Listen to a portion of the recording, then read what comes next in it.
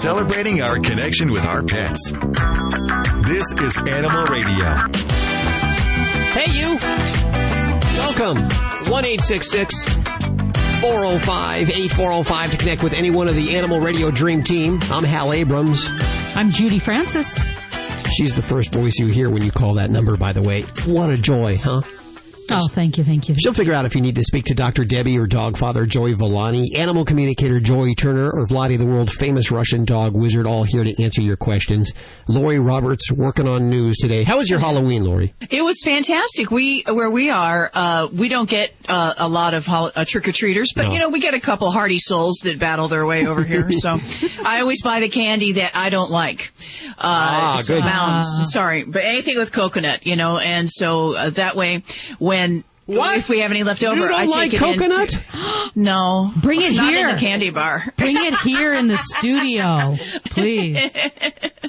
Also, and I want to mention if you have any leftover Halloween candy, any local group in your area that collects items to send to troops overseas. They love sending that stuff. Really? That doesn't melt? They got to be careful about the chocolate thing they can't have, but anything else they can send. How about you, Judy? How was your Halloween? Did you make out good? I know that you had the trick-or-treat bag, and of course you had the dog biscuit bag. Actually, she got more stuff than I did, but that's okay. And we're still working on washing off some of that color. I was going to say, she's still a lovely color. Yeah, but like Joey said, if I just keep her this color until Christmas, I'll add a little bit of green, and she'll be ready to go. Now the fact that put some antlers on her, and then it'll be good. She can't lay on the floor though because the ants get all over her, don't they? No, I use sugar-free. Yeah. I just got to keep you. Ants would be embarrassed. Well, election day is over. Real happy about that. Oh, no more commercials. Yes. Daylight savings begins tonight, tomorrow, 2 a.m. Is it 2 a.m. that generally happens? Yeah, used to be just before you go to bed. Yeah, it used to be a week ago on Halloween. We, at the end of the month, we used to have to do that. But I have to admit, I'm not a Bush fan, but that's one thing he did was be able to push it back a little. Yeah, see, Joey doesn't agree with you, and he says it's screwing up the dogs. But and in places like Arizona, they don't even celebrate that. They don't respect. And they get along just fine, don't they? They do, don't they? Yeah. Maybe even somewhat better. Who knows? Okay, and you're working on news about the microchip, and this is kind of frustrating. We're big microchip fans here. We believe that your animal should be microchipped, but there's a new lawsuit coming out. What's going on? Yeah, apparently Merck's Home Again pet chip is the one that's the target of some people who say that the microchips are causing cancers in their pets. And there's quite a few lawsuits that are cropping up about that. Something kind of interesting to keep an eye out on. More information about that in the news, and I also know that your city, and I don't want to tease, I'm just a tease, but I know your city is in the news because it happens to be one of the top pet-friendliest cities. Is that correct? That's right, and it's the only one in California. Ooh. Oregon had several. Also, Colorado had a few. North Carolina had a few, but only one in California. If you want to find out if your city is in that, coming up in the news with Lori Roberts. Also today, Alexandra Horowitz back from Inside of a Dog. Remember that book? She just knows so much about what goes on in a dog's head. And let me tell you, oftentimes what we think is going on in their head is not the true, case. No. Yeah. But she's done a lot of research, and she's back. Joey Villani, what are you working on today? What am I working on today? You know what? I seen a Xolo. You know what a Xolo is? It's one of those hairless dogs, Mexican hairless. A Xolo? No. And I seen one of them, and the person asked me, how do I keep this dog clean? So I figured it's a perfect topic to talk about because not only hairless dogs, but hairless cats as well. Mm-hmm. And it's a quick, easy method how to keep them clean and fresh, and they don't get blackheads and that sort of thing. So because these dogs do, they're prone to blackheads, huh? Yeah, you got to squeeze them out.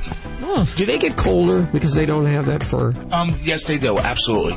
It's you know what? Hair is insulation. So you don't have it. Hey, you can't regulate that temperature. Well, that's all coming up with Joey Villani. Just up a couple of minutes. We're going to head to the phones next, right here.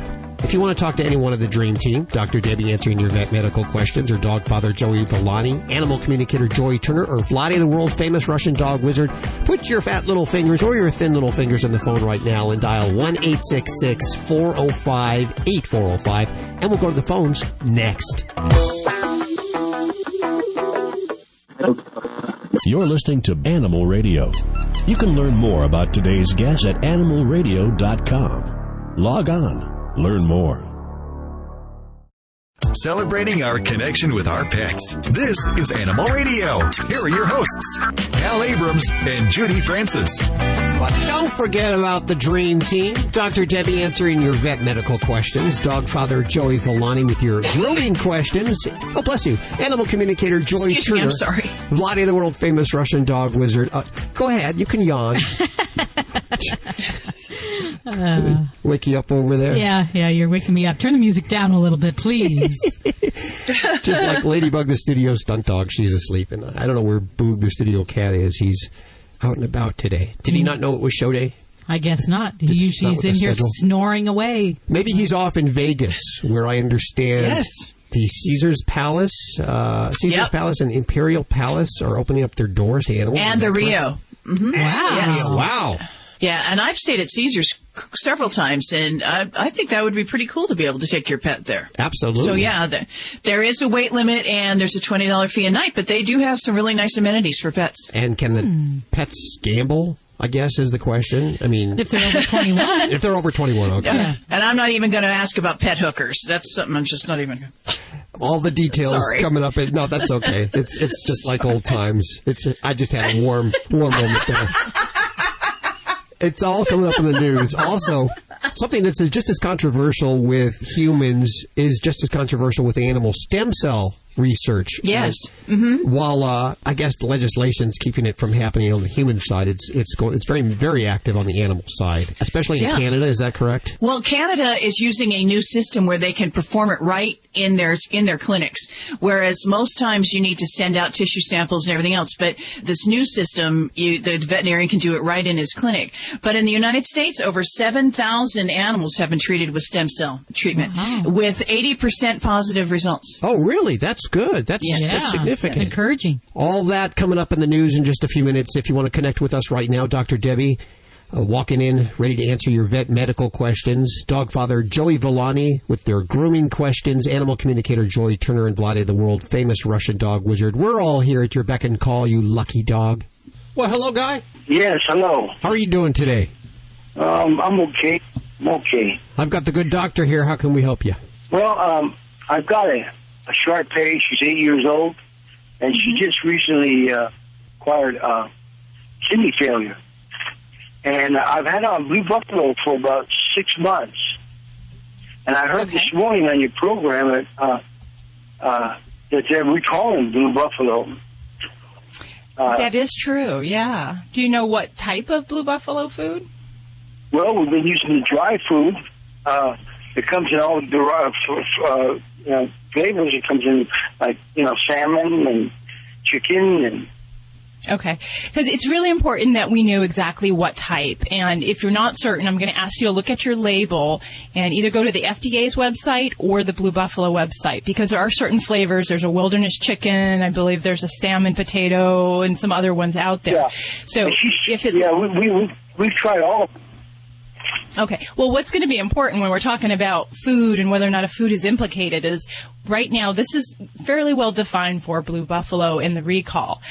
So I would ask you to look at that product, make sure it is or isn't on the label of the ones that are affected. If it's not in the list of the products that are involved in the food recall, we're going to throw that out the window. We're not going to talk about that right now, because the reason is with Shar-Peis, they have, when you say kidney disease, they have a special spot for certain types of kidney disease. And one type that they're very prone to is a type that's called an amyloid type disorder. And it's where this substance is deposited in the kidneys and as well as in other organs, and it can lead to kidney failure with time. So that's something that I see quite a bit in Shar-Pei. Some of them, we can see some clues when they're younger that they might have that potential, and others, it just kind of comes up when we're not really forewarned that could be something going on. But what is going on with your pup right now? Well, she's been at the doctor for three days, and she's on insulin, and she's very thin, and they're gonna release her tomorrow. They're gonna release her, and she's gonna try and make it on her own. Okay. Hopefully have they identified some improvement with some of her kidney function on the tests? Well, the doctor said that we're just going to have to wait until she gets home and see how she does. See if she comes around. Yeah. And that's kind of the challenge with kidney disease is in some cases we can find single things that may cause it, whether it's a toxin, an infection, or some other type of process that causes that. In some cases, it just kind of gradually creeps up on us, and a pet can only compensate to a certain degree. And then we start to see signs of kidney disease, drinking a lot, urinating a lot, maybe vomiting, weight loss, all of those things. When they start to come on, then the best way we can treat that is with aggressive fluids, a hospital stay, kind of like what you're going through, and then some other medicines to balance some of the different electrolyte problems that they can have. Our other two puppies that we just lost last year, both of them. One was 14, and he had stomach cancer, and the other one was 15, but he was murdered. And oh goodness! But he was healthy, he and I'm really surprised because she never had any problem at all until actually, as far as I can figure out, until we started. This blue buffalo is supposed to be so good. No, well, it's a good food, but you gotta make sure it was not part of that lot. Now, you need to rule that out first of all. I think that's the first and most important thing, to make sure it's on the list or not on the list, right? Right, absolutely. Because for the Blue Buffalo Company, they have stepped up to the bat, and they're identifying for you what different products and what expire dates that are involved. But from what I've learned from colleagues, the company has stood behind that. And if we document the vitamin D and the calcium level, and we can confirm that this is a case of a problem with their food, they're reimbursing people for some of their medical care. But that would be the trick. And that might be a question I'd ask you to go back and pick up the phone and ask your veterinarian, what was your pet's calcium level? If it was normal... I did talk to him this morning, and after I called you, I did talk to him. He said that her calcium level was okay. Okay. And there you go. Because the pets that are affected with this Blue Buffalo recall are having problems because of high calcium in the food. So if we don't have that documented on your pet's blood findings, I'm going to say it's very unlikely that it's related to this dietary recall. In that case, then I look at more of some of these Sharpay diseases or chronic kidney disease that can cause that problem. Yeah, I kind of focus our attention differently when we can document it's not a calcium level imbalance. But still a lot that we can do for kidney disease. So there's not that you're out of hope, but definitely the fluid management, medicines to help settle her tummy, make her feel better in that way, and encourage her appetite. So my best wishes go out to you, Guy, and I hope your baby makes a speedy recovery there. 1-866-405-8405 to connect with any one of the Dream Team. And I also want to throw this out there right now. There is an entire list of all the recalls since 2007 over at animalradio.com. And by the way, if you didn't know, there's been 997 different pet food recalls since 2007. Pretty incredible, huh? All of those listed over at the website at animalradio.com. You get the lot numbers and the expiration numbers. Let's go back to the phones. 1-866-405-8405. Animal Radio is brought to you by One Shot Plus Multi-Purpose Cleaner attacks everyday stains, pet stains, crayon marks, mildew. One shot and it's gone. Call 1-866-734-1120 or go to oneshotplus.com to get yours now. Hi, I'm Steve Garvey, and I'm here with my good friend, actor, and pet food guru, Dick Van Patten. Hiya, Steve. It's good to see you. Dick, my two dogs have been on your natural balance for years. They love it. They look great. So what's the secret?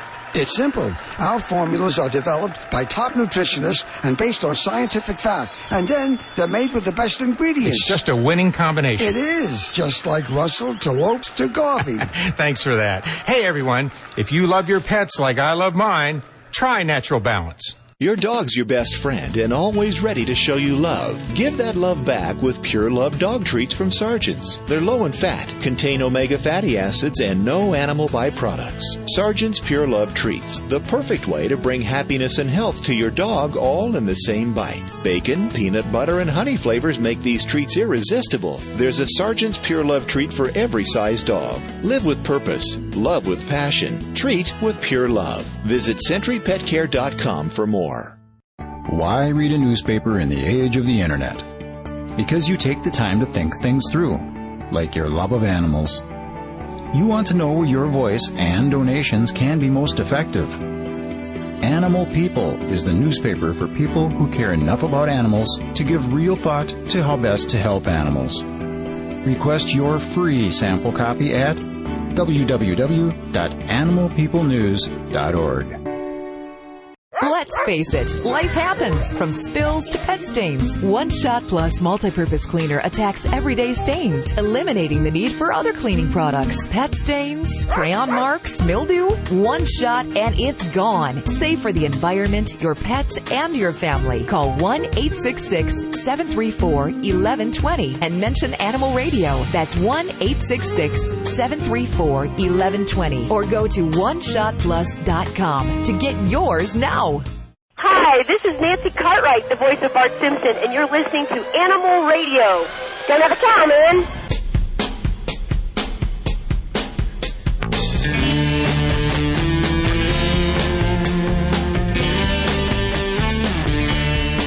When you're walking your dog, and they stop, and it seems like they dribble a little bit. They're marking their territory there. What are they doing? What are they saying? What are they leaving? What message is it? Are they covering up? Are they responding? Are they saying, hey, I was here too? What are they doing?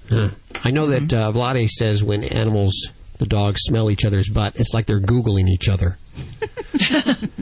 So what are they doing when they mark around the neighborhood when you take them for a walk? Well, we're going to find out in just a few minutes. We have Alexandra Horowitz joining us. Familiar name, you may remember. She's been on several times. She's a researcher. She wrote a book called Inside of a Dog. Great book. About a year ago. Was it a year ago? 2 ago? Yeah, I think so.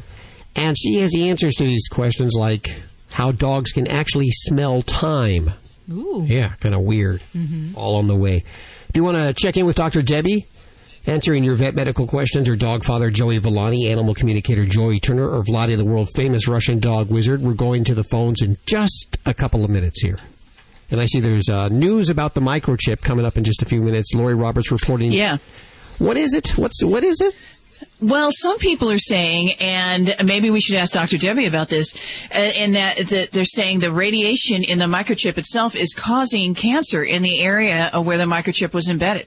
Merck's Home Again Pet Chip is the one specifically being targeted for lawsuits right now. Okay, well, we're very much an advocate of these microchips. Yeah. Absolutely, yeah. And so we're going to get to the bottom of this and find out if this is just an isolated case or if there's a bunch of cases. What's going on?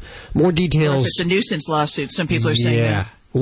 Why? Just because? Why would they want to do that? Why would they? What would they get out of that? What would they benefit out of a nuisance lawsuit? I don't understand. Well, lawyers are going to make some money. Sure. Yeah. Okay. Well, they always make out in these. They always win on any side. Sometimes they're just paid to go away. That's where they get their money.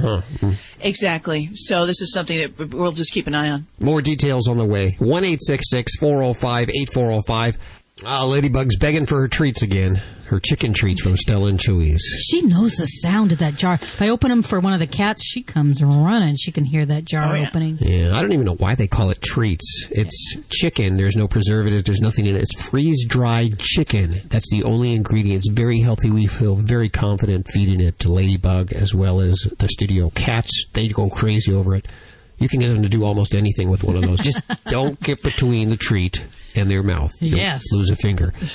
Of course, that's the same company, Stella and Chewy's, that makes the Stella and Chewy's dinners with all the fun names that we like. Mm-hmm. The Dandy Lamb. The Duck Duck Goose. Chewy's Chicken. Chewy's Chicken. And Stella's Beef. All good stuff. And they're like little patties, freeze-dried patties. It's a raw diet, fresh ingredients raised naturally, no added hormones or antibiotics. It is the official food of Ladybug, the studio stunt dog. And we'd like to send you a sample. Would you like a sample? We'll send you a patty. You can try it out on your dog. Send us a self-addressed stamped envelope. All the information over at the website at animalradio.com, and we'll send you back a sample of Stella and Chewy's. Of course, you can learn more over at their website, stellaandchewy's.com. Let's take a call for Vladi, the world-famous Russian dog wizard. Hi, Juanita. Hi. How are you? Good, thank you. Where are you calling from today? I'm calling from Victorville, California. Oh, you gotta love Victorville. Yeah, I do. I have Vladi here. How can he help you? Hi, Hi, Flotty. I have a Bull Mastiff, and I have a Shepherd mix. I got her from the pound, and a Pomeranian that I also got from the pound. And they've been together for, the Pomeranian was the last dog, and so they've been together for about 2 years. I'm kind of amazed because the third one really does not match to the first two. So that's you got it for variety. You're a very exotic person. You know, you have a very exotic name. I still cannot pronounce your name. How? Tell me one more time your name, please. Juanita, and you live in a very exotic place, which is I never been, but I heard very interesting place which you live. Yeah. And you have a whole variety of the dogs. You have a whole pack. You have also who else lives in your house? Cats, boyfriends, my husband and my son. Okay, so you have 1, 2, 3, 5 creatures in your house. Yes. Okay. And so we what's love the problem? them to death. But who's your husband or dog? Who you love? The Shepherd mix. She's female, and just recently, like maybe in the last 6 months, she growls at she growls at the Pomeranian most of the time, but that's because he moves around in the house a lot. And she growls also at the Bull Mastiff, but that's only like when he's laying down and he decides he's not comfortable and he gets up and he starts moving around and she starts growling. Oh, boy. And my son says it only happens when I come home. When I'm not there, he said they're fine the whole time. As soon as I come in the door, she's growling. Yeah, it's a very common. First of all, I mean, your shopper is, it seems to me Germans and Americans, American Mastiff and German shoppers, they're getting along really well. I mean, I understand her for grabbing Pomeranian. I would bite that dog too if I was German shopper, because those dogs are nuts, barking and all the things. But going against American Mastiff, it's a little bit more problematic. Now, yeah. So why she behaves like this and she behaves in your presence? Pet owners, listen up. When the dog is showing aggressive behavior, it always happening because of one of the three things: competing for the toy, for the food, and for the owner's attention. That's the third one is present here. Yeah. So how we can fix it? How many children you have, you said? One boy, and he's 19. Yeah, if you were like me, I raised 2 boys. You know, I wanted to have a second girl, but my wife brought to me a second boy. I still cannot forgive her for that. So if you would raise 2 boys, that was her fault. It's always her fault. If you would raise 2 boys, you would understand what I'm talking about. Any 2 kids at the same age, if you create the environment where they will feel they are 2 or 3 kids, whatever, they're in trouble, they're becoming friends. So your goal is not to figure out who's the boss among themselves right now, among themselves. You are the boss. But what you should create the environment where they would feel all of them in trouble. Basically, all of them should worry about you coming in and not compete for your attention. So you need to play the role. It's nothing being mean or things, just a playing role, being a good actress. You need to be like almost like a Taliban husband who comes home and not giving his wife kisses or hugs and just telling her go do dishes, go do laundries, that type of the job. So basically, I know in America that approach would not really go well. In Russia that still would go. Anyway, so when you come home, you need to be armed. Not with 2x4 or AK-47. You can be armed with, that stupid shaking cans when you make the noise, when, you shake the aluminum can with 5-6 pennies inside. Yeah. Instead of just shaking, you can open the door and just toss on the floor next to all of them, just to mark your presence. You come in, boom. That's instead of saying, "Hi, babies, how was your day today?" So you have to do totally opposite what you've been doing. Okay.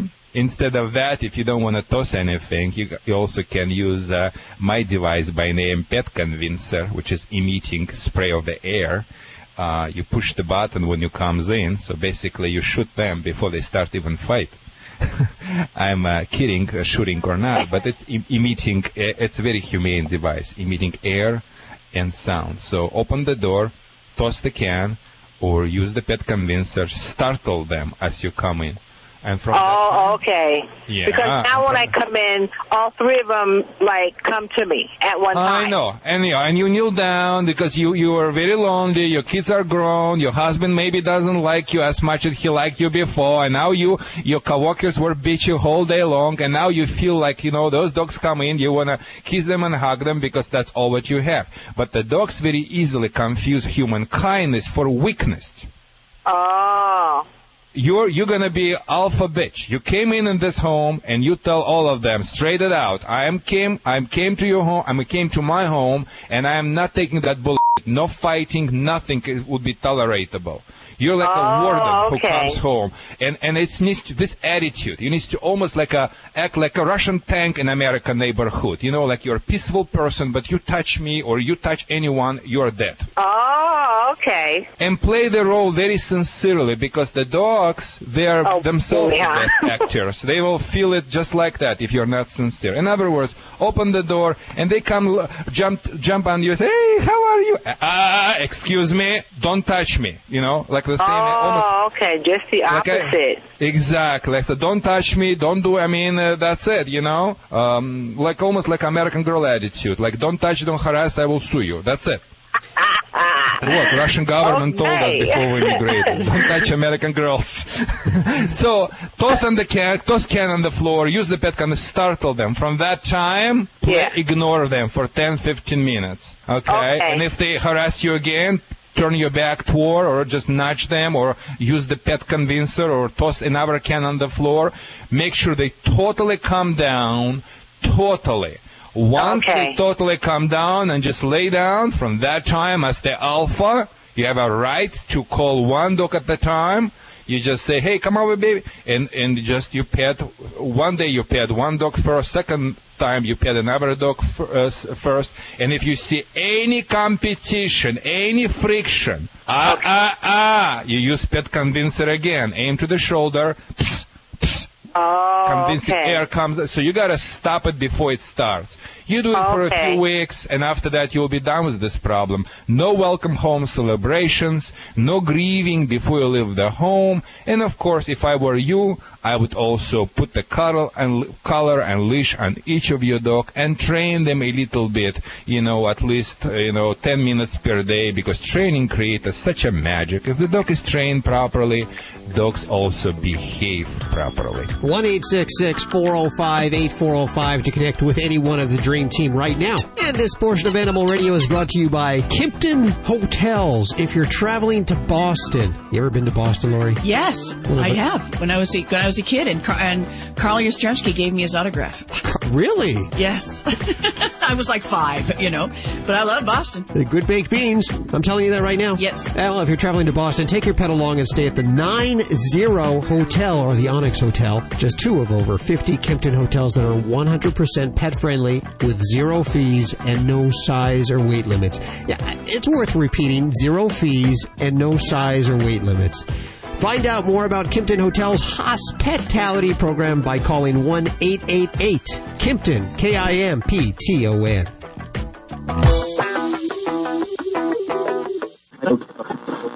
You're listening to Animal Radio. You can learn more about today's guest at animalradio.com. Log on. Learn more.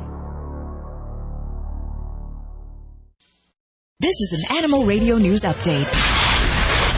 I'm Lori Roberts for Animal Radio News. Canadian scientists have come up with a way to perform stem cell therapy for pets in their clinics. While stem cell therapy for animals has been around since 2002, it has required tissue samples be sent to California. While some scientists warn that the reliable uses for stem cell therapy are still far off, others say it can help with hip dysplasia, osteoarthritis, and ligament injuries. This new therapy, developed by MediVet of Australia, allows veterinarians to cut fat tissue from the animal and use centrifuge and other technologies to separate and activate millions of dormant stem cells. The cells are then injected back into the animal at the problem site, such as the hips, and into the circulatory system. They report that owners begin to see results in a few days. The therapy doesn't come cheap, costs about $1,800. On one hand, the International Society for Stem Cell Research has set up a website, closerlookatStemCells.org, designed to warn the public about the lack of scientific evidence that shows the therapy works. On the other side, 7,000 animals have been treated with stem cell therapy in the United States alone, and 80% of those owners surveyed said the quality of life for their pets was much better. A 300-pound, very strong chimp was running loose in Kansas City recently, causing lots of havoc and vandalism. Suiko was locked in a semi-tractor trailer on a vacant lot and escaped, breaking a police car windshield, scaring people, I would guess, kind of a shock. You're taking a stroll in Kansas City. Here's a 300-pound chimp who's very angry. She pounded on passing cars and flipped the occasional middle finger salute. She was probably just trying to tell people how much she loves being locked in a semi-tractor trailer. Turns out the city confiscated Suiko in 1995, but her owner, Mark Achigos, threatened to sue, and the city did not at the time have the legal ground to counter that suit. Now, however, it does, and Suiko will take up residence in the Kansas City Zoo. Chimps can live up to 50 years or more, and Suiko's going to be quarantined her first 30 days there to get her used to living with other chimps, and, I would guess, to hopefully discourage her from flipping off zoo patrons. Viva Las Vegas. What happens in Vegas stays in Vegas, and now that goes for your little dog, too. Caesar's Palace, the Imperial Palace, and the Rio recently launched a Pet Stay Vegas program. The hotels now have designated pet stay areas, dog walking routes, pet room service menus, and more. Guest rooms will have a doggy mat, food and water dishes, and dog treats. So far, just dogs are welcome, and there is a weight limit, and prices start at $20 a night. An African gray parrot that whistles "Oh Sole Mio" is the center of a battle between a British city and a former owner. Angelo Ferlazzo got Coco when he was married several years ago. The marriage broke up and he returned to Italy, but because of quarantine laws, he did not take Coco with him, leaving him in the care of his ex-wife. Well, he recently returned to Harlow, Essex, and saw Coco in a pet store where he has been for 9 years. In that time, he's become a favorite of employees and customers alike, but Mr. Ferlazzo wants the bird back, offering to replace Coco with another African gray parrot. He said the bird will be better off in a home with family. They say moving the bird now would be too upsetting, and yes, it's going to court. Anyone who's ever watched Stupid Pet Tricks on the Letterman Show knows that the pets are anything but stupid. It's the tricks that are stupid and pretty funny. Auditions were held in Central Park recently, and the turnout did not disappoint. One little dog had a blue and orange mohawk, a Denver Bronco fan perhaps, and was wearing a cape emblazoned with skull and crossbones. It's really not a cape unless you have the skull and crossbones. There was also Rex, a 2-year-old terrier that did a death swoon. Baxter the Yorkie sneezed at the command to sit, sneeze. And Tucket the Shih Tzu that had a mean fist bump. Best dressed went to breakdancing Chihuahua Tommy T, a 5-pound breakdancer that wore a black hoodie with orange and black high-top sneakers. Little bitty Air Jordans, the latest status footwear for pet owners with discriminating taste. For Animal Radio News, I'm Lori Roberts. For breaking animal news, go to animalradio.com.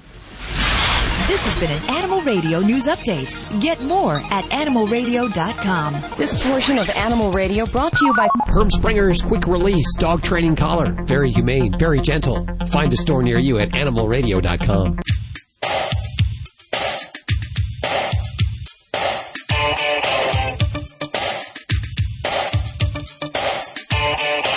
Is your city on the top pet-friendliest cities list? I know mine isn't. I don't think mine is either. But it should be. It should be. We got to change that. Coming up in just a few minutes, Lori Roberts working on that. Also, Alexandra Horowitz, Inside of a Dog. Is it true next week Smokey Robinson is joining us? He is. Isn't that exciting? Very cool. Whoa. And then the week after is John O'Hurley. Oh, John O'Hurley. Yeah. Ooh. From from Seinfeld. Oh, yeah, but he also does the National Dog Dog Show on NBC on Thanksgiving. Yes.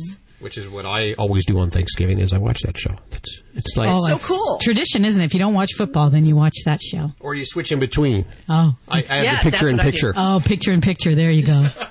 Well, good. That's all on the way next week and the following week here on Animal Radio. Dr. Debbie answering your vet medical questions. Dogfather Joey Villani with your grooming questions. Animal communicator Joy Turner and Vlade, the world-famous Russian dog wizard. Just a few minutes, the news story about the microchip. This is making waves everywhere right now because we're not really sure what's going on. We're big advocates of the microchip, but I understand there are a few cases that may indicate that it causes cancer. What's going on there, Lori? Yeah, they're saying that the radiation at the place of implanting the microchip is causing cancer.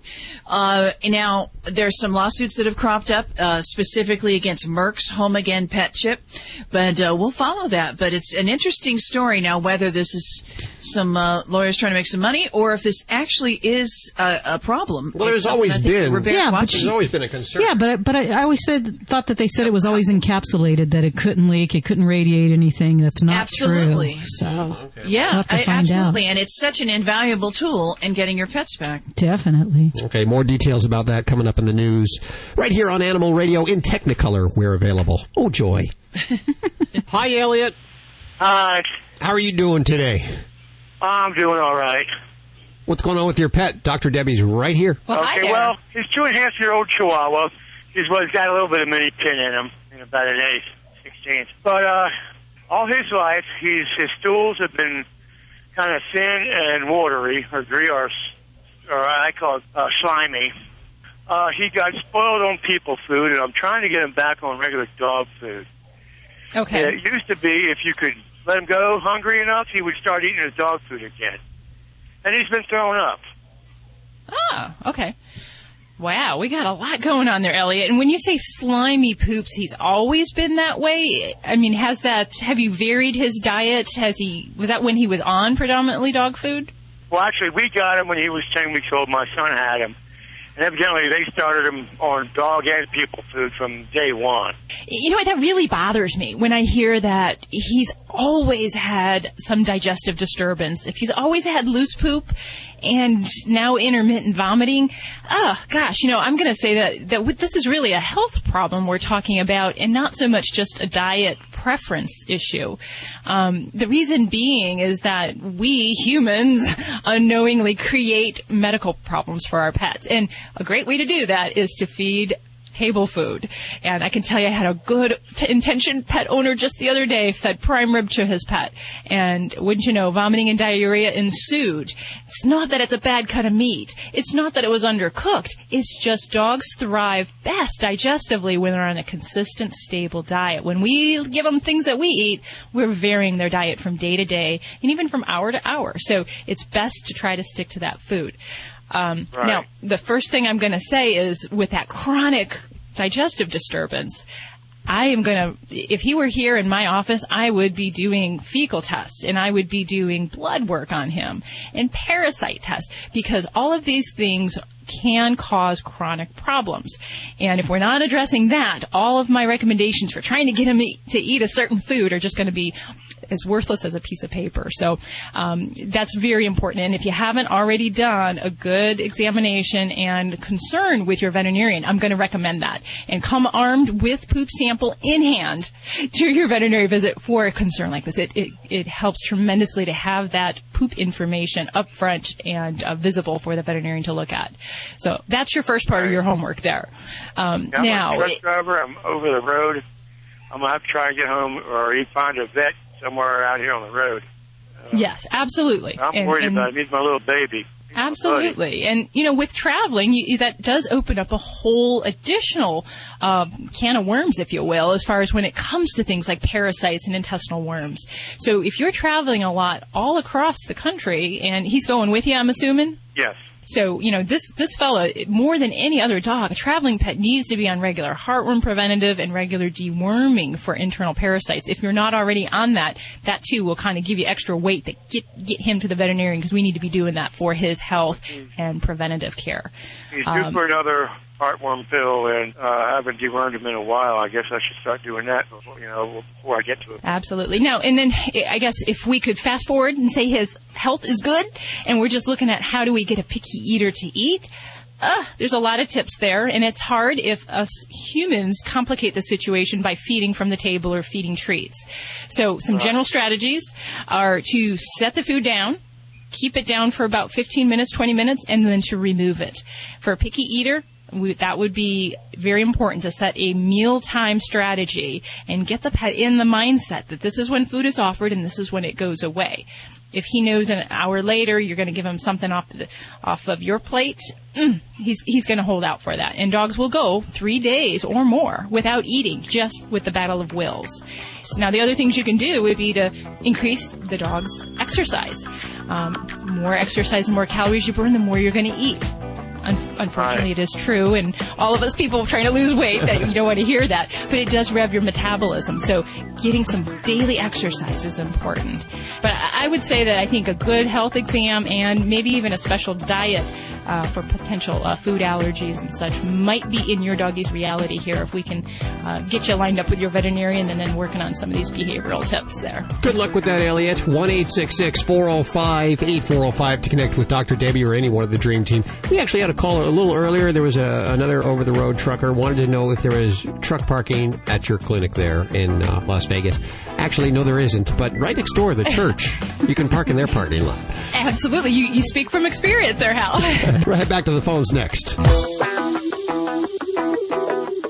As you all know, many emails. I would like to address two most common for the last few weeks, which I received. People asking me, Vladdy, what the heck dog training color you are always recommending? And my answer would be Herm Springer, it's a German, Herm Springer dog training colors. Very humane, very gentle, create a gentle grip through the neck, imitate a doggy mama bite, will not hurt, will not harm your pets. And this would be starting point of dealing with unruly pets. I highly suggest you get for your little terrorist peach color. He does have a very bad attitude. We can keep complaining or we can take the actions. This is the only color I solely approve. They are very humane. What is the name of it? Prong color with quick release by company Herm Springer. And that's spelled HERMSPRENGER. And, of course, we have links at the Animal Radio website. Got it. Sometimes people are crazy. Dogs are okay. That's for sure. Fido Friendly is the travel and lifestyle magazine for you and your dog. Each issue includes hotel and destination reviews along with health and wellness topics, dog training tips, and the latest fashion trends. Pick up a copy at Borders, Barnes & Noble, Hastings, or go online to FidoFriendly.com and subscribe today. Fido Friendly is the only magazine dedicated to the travel and lifestyle of man's best friend and the one magazine your dog will thank you for. When I went looking for a quality allergen-free dog food for Roscoe, a friend told me about Canine Caviar. Being a born skeptic, I examined every ingredient and most importantly, made sure it drove our dog's taste buds crazy. Here's the lowdown. Canine Caviar is holistic, allergen-free, with raw dehydrated meats, herbs, fish oil, and flaxseed for health and joint support. Good food for Roscoe from a company I can trust. Ask your pet store for Canine Caviar. Learn more at caninecaviar.com.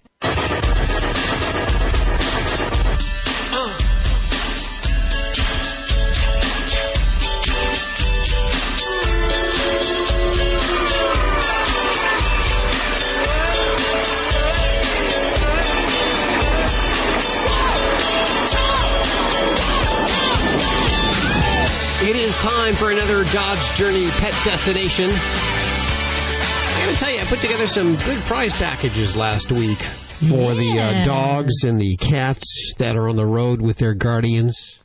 Their guardians had enough guts to call in and share the area that they like to go, their favorite area. This Dodge Journey Pet Destination, of course, brought to you by Dodge Journey. They've won the 2010 Pet Safe Choice Awards with the fold-down stain-resistant seats, their Chill Zone glove box cooler for drinks, and multiple storage options with removable, washable liners. You gotta love that if you have a messy dog. It's really pretty easy to see why the Dodge Journey is the best car for every member of the family, even those with tails. And this week, stepping up to the plate, we have Mike. Hey, Mike, how are you? Good, you? Very good. Where do you live? Colorado. You do? Where? Grand Junction. Oh, that's a very beautiful place right there on the border. And, of course, this time of the year, all the colors changing like that. Now, is that where your Dodge Journey Pet Destination is? Is it in Grand Junction? Just outside. Okay, where is it? Glade Park. Glade Park? Glade. Glade Park. Glade is like the plug-in. Glade Park. What's over there at Glade Park? Well, it's on the Grand Mesa National Forest. and it's just a good wide open area to take your pet to run around out of the city and out of town, and give them some room to play. What kind of dog do you have? I have 2 Staffordshire Terriers. Oh, big dogs. Are there other dogs there? Do you meet a lot of people that take their dogs to that area? Yeah, people take their dogs there, their horses there. Wow. It's just a big recreation destination for a lot of people out in that area. Okay, so we could say the Dodge Journey Pet Destination this week you can actually take your horses to if you wanted to. And, of course, you take your dog there. It is Glade Park, just outside of Grand Junction, Colorado, and we'll put it up at the website at animalradio.com. Hold on for a second. We have prizes for your dog. What's your dog's name? Stubbs. Stubbs? Yeah. Okay, well, Stubbs is going to make out this weekend. Hold on for 1 second. 1-866-405-8405. If you want to be next week's Dodge Journey Pet Destination, you may call us right now at 1-866-405-8405. Of course, we'll hook you up with all kinds of prizes. Here's a fact. 17,000 years ago, the first dog was domesticated from a pack of wolves. Here's another fact. The Dodge Journey is a domesticated crossover, a direct descendant of our muscle cars. The Journey recently won the 2010 Pet Safe Choice Award, an honor decided by humans and dogs. Was it the stain-resistant seating, the in-floor storage bins with removable and washable liners, or is it that dogs relate to this vehicle? Ruff! Hi, I'm Buddy the dog, and I'm here to tell you about Smart Tag Pet ID. I was wearing the Smart Tag when I got lost and ended up at a dog shelter. I'm microchipped, but my information wasn't up to date. My parents reported me lost to the Smart Tag recovery specialists, and I was home in no time. Smart Tag is offering 1 year of free pet protection. Purchase Smart Tag at Petco or PetSmart. Enter code RADIO at setup for your free 1 year of pet protection. Learn more at www.smarttags.com. Ruff! Hi, this is Sheena Easton on Animal Radio. Please spay and neuter your pets. It's so important. This is Animal Radio, baby.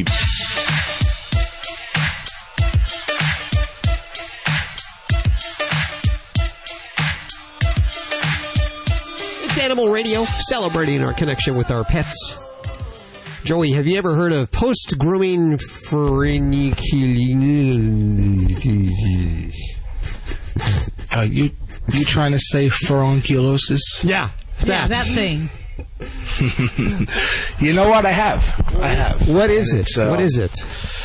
It's an infection that actually makes its way into the bloodstream, and it could just be sores and a fever, or it could be fatal. Depending on the health of the pet.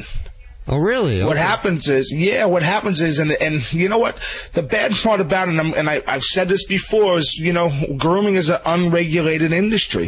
So groomers really don't have to be too knowledgeable about certain things. But anytime you're grooming a dog, especially hand stripping, and you're pulling on the hair, and the hair follicle gets irritated, and it causes a little bit of bleeding, or you cut the dog, and you're using either dirty equipment, or shampoo that's been sitting around. See, most pet groomers use product that you got to dilute and to make it economical. So you'll buy a gallon of shampoo, then dilute it down maybe as much as 52 parts of water to 1 part shampoo. Wow. And what a lot of groomers will do is they're going to pre-mix everything, which is the worst thing you could do, because what happens is if you're not using it all in a short span of time, and short span to me is if you're not using it by the end of that day, you really need to get rid of it because it becomes contaminated. What happens is the bacteria grows now in the water, and it contaminates your products. And now you've just nicked this dog, cut this dog, irritated it. You're using this product. That goes down into the hair follicle. It irritates, which causes an infection, which goes into the bloodstream, which causes all kinds of problems, even death on an older dog or a sick dog. So you really want to pay attention to it. Groomers, unfortunately, and I hate to say this because this is my industry, but I'm going to say it because I hope people listen to me and they take care of it, need to disinfect their equipment, okay? Your hemostats, when you're cleaning ears, your nail clipper, the biggest thing, because when I cut a dog's nail, if I make it bleed, And then I cut the next dog's nail, and I make them bleed. Well, it's blood to blood. I just took a dog that could have some sort of ailment, and I put it directly into the other dog's bloodstream. You need to keep things, clean, and you need to disinfect. And it goes on and on. Your brushes, your combs, your scissors, your thinning shears, everything. Well, you've seen like the barber shops. They always have. They dip that comb in the blue water stuff and everything before. Well, you know what? That's a regulated industry, and that's something they spend a lot of time with. So you've seen a couple of these cases of post-grooming Furunculosis. I'm sorry, I just can't say it. At your clinic there. Yeah, well, historically we've seen them in the past, but in the last few months I've seen a couple cases from different areas, but yeah. So from different groomers, though? Yeah, absolutely. And it's kind of a hit or miss problem, and I can't say it's anything I've seen caseloads coming out of one select groomer. At Nash Academy, we spent an awful lot of time about cleaning and disinfecting. And I've had students say to me, you know what, I'm not here to learn it, I'm here to learn how to groom. And I used to tell them that, you know what, you don't know what you're here to learn yet until we teach it to you, because this is all part of it. And I got to say, you know what, my students were very educated about it, and when they left, you know what, I mean, I hope we left our mark on the industry, with safe and sanitary groomers, because it's an important part of it. But furunculosis, can cause a skin irritation. It usually happens right after the grooming. I'm saying between 1 and 3 days it'll happen, where you'll get some sort of skin rash, dry, flaky skin. The dog will be sore to the touch. Basically, what happens with this condition is a pet develops really painful sores, usually on their back, and just touching the area. They're really painful. And it typically happens within 1 to 3 days after a grooming visit. And this might be clipping type grooming. It could be potentially just even a good thorough brushing, or what they call the backcombing or raking. You got to get them to the vet. They get them on antibiotics. And, if you have a young dog, that's fine. If your dog's a little bit old or sick, you could be looking, at a dog that died because of a bad pet grooming. There's a lot of different potential causes, but we had a couple pets recently recover from this and doing well now. But it's not just pet grooming. It's, they can step on glass and it can happen too. But you would hope that a professional groomer would take the precautions that it wouldn't happen in a grooming salon. Do you find that it's the amateur groomers that cause this post-grooming for? No, I hate to say this, and again, I'm going to. Most professional groomers do not, even some of the best groomers out there, really don't pay attention on. Or don't know any better. I shouldn't say don't pay attention. I don't think they know any better, because, again, you're not regulated. So Mr. Jones, who's the groomer down the street, can teach this other groomer who turns out to be a great groomer, but they've never even discussed safety and sanitation of your pet. So it could be the most experienced groomer. So, again, go in, ask questions. I always say, I'll give you a good example. If I'm using a blade on a dog's private area, that blade should never touch any other part of the dog's body. And I still want to clean and disinfect it, but I don't want to clip a dog's rear end and then shave its face. Do you know what I'm saying? Oh, yeah. I mean, it's not something you would do to yourself. Right. You don't want to do it to your pet, because you're just going to be transmitting germs and disease. Something so common, you don't know how many times I have seen it from some of the best groomers in the world, in a competition ring, just finished clipping the dog's behind, and now they're shaving the dog's face with the same blade. I mean, it's just common sense to me, but it doesn't always work out that way. The biggest thing is proper identification of these pets. And one of the groomers I spoke to said that they heard some concerns from other people. Their pets had little sores, but they didn't realize that it potentially was something that could really be a health threat for them. Who thought grooming was so complex? Yeah. I'm glad we have. Very complex. Some of the strategies that groomers will use to help prevent this is the recommendation is to not bathe the pet immediately after they've been brushed. And the idea is that brushing causes little micro trauma to the skin, And when you bathe right afterwards, that follicle of the hair is open and infection can get in a little more readily. But really, have a great communication with your groomer. Talk to them about their practices. Ask how often they change the shampoo.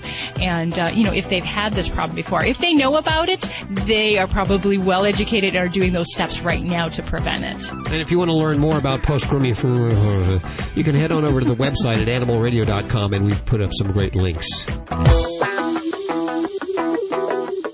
This is Animal Radio. Celebrating our connection with our pets. This is Animal Radio. Here are your hosts, Al Abrams and Judy Francis. And your whole dream team is here to answer your questions. Dr. Debbie answering your vet medical questions. Dogfather Joey Villani standing at attention. Animal communicator Joey Turner and Villani, the world-famous Russian dog wizard. Let's go to the phones right now with animal communicator Joey Turner and Valerie. Hey, Valerie, how are you? I'm good. How are you? Good. Where are you today? What a sweet voice. Thank you. Where are you today? I'm in Finleyville, Pennsylvania. Okay. I have Joy Turner right here. Oh, great. Hello, Valerie. Hi. Who can we talk to today? You mean my pet? Yes. Oh, well, I lost my cat. He's been gone almost 2 weeks, and he has disappeared before a couple of times for 4 days, but this is almost 2 weeks, and not a sign of him. He's about 1.5 years old, and he's a great cat. Bear. He's just a great cat. Bear, yeah. And I have other cats, and I just don't... I put signs up in the neighborhood, and I haven't seen or heard anything. Okay, well, Bear tells me that he is still in his body. So that means that's what he tells me. He is. And he's out. He's not stressed. He's not worried about anything. He thinks he knows where home is when he wants to go home, but he's having a marvelous time exploring, and he's not very interested in coming back right now. But then someone is taking care of him? Someone's feeding him? Someone's taking care of him? He's apparently eating something because he doesn't feel like he's hungry or thirsty, and he's not cold, so he's got to be having some place to go to sleep. I think he left because there were kittens here. There's a stray female that she had 5 kittens, and she moved them in on our porch, and that was his place. And she pushed him out. He went because there were too many cats. Yeah, there were 5 kittens, and I don't think he liked that very much. So are you going to place all those kitties? So do you want me to tell him that you're going to place them at some point? Well, we took them to the Humane Society, and because we couldn't handle that, we have other cats too, and we were a little overwhelmed. But he is special, and I've been very worried. So those 5 kittens are now gone? They're gone. Mm-hmm. The porch can be his again? No, because Mom moved in with her other... She has 2 bigger cats that she moved in there with. I think she's there. I don't think she wants to leave. And we don't have the heart to be really mean and make her go, because she's never had a home. She was a stray. Is there something you want Joy to tell him? Please come home. He says that there's just too many, and he thinks he's fine where he is. So unless they were going to leave, he doesn't want to come home right now. He's not sure that at some point he might not change his mind, because he may. But for right now, it's like, no, I'm fine where I am. I'm okay doing what I'm doing. Is he nearby? Can I find him if I look hard enough? Is he nearby? He said, no, you couldn't find him. He isn't far, but if you looked for him, he wouldn't let you find him because he doesn't want to come home right now. I wouldn't be able to find him. No. Oh, my goodness. But they would know you were coming. Any animal would know you were coming. He would know. Yes. But he's close to me. He's near. Well, he's not all that terribly far, he says, but he doesn't want you finding him, so that's sort of a moot point. Am I going to see him again? I have no way of knowing that, and he doesn't either. Maybe at some point the porch can be his and there's fewer cats, he might decide he'll come home. Does he come around? Does he? Not close to you. I mean, not by your yard or your house or anything. He's not coming by here? No. But he's healthy. He's happy. He's healthy. He tells me he is. It's sort of bittersweet. He's healthy. He just, I guess he needs space now. Maybe you clear that porch off. Get a second porch. Valerie, I have too many. I understand. I have the same problem. Unfortunately, we're out of time. 1-866-405-8405 to connect with any one of the Dream Team right now. Celebrating our connection with our pets. This is Animal Radio. Here are your hosts, Hal Abrams and Judy Francis. And don't forget about your Dream Team. Dr. Debbie answering your vet medical questions. Dogfather Joey Villani with your grooming questions. Animal communicator Joy Turner and Villani, the world-famous Russian dog wizard. All here at your beck and call and toll-free. I am just so thankful that Election Day is over and all those commercials. Stop. And the phone calls, too. My God. Are they calling? They were calling you? Yes, until like 9 o'clock at night. Oh, and isn't that sacred? Like, after like 7 o'clock is just like sacred. Well, that tells you who not to vote for. Yeah, Daylight savings begins tonight. Don't forget to, I guess tomorrow, set your clock is it forward? Is it forward? Backwards. Fall back. Bring forward. Fall back. 2 a.m. And, of course, as you mentioned earlier, that was the one thing that Bush did that you approved of. Yeah, he made it a little bit later. Usually it's in October, and he pushed it off to November. And then when it comes the opposite in the spring, he actually made it a little bit later, or made it earlier. Now, see, Joey doesn't agree with you, and he says that's screwing up the dogs. But, and in places like Arizona, they don't respect. And they get along just fine, don't they? They do, don't they? Yeah. Maybe even somewhat better. Who knows? Coming up in the news, Lori Roberts reporting about Vegas's new attractions for the animals at Caesar's Palace, the Imperial Palace, and the Rio. Now rolling out the red carpet and welcoming animals.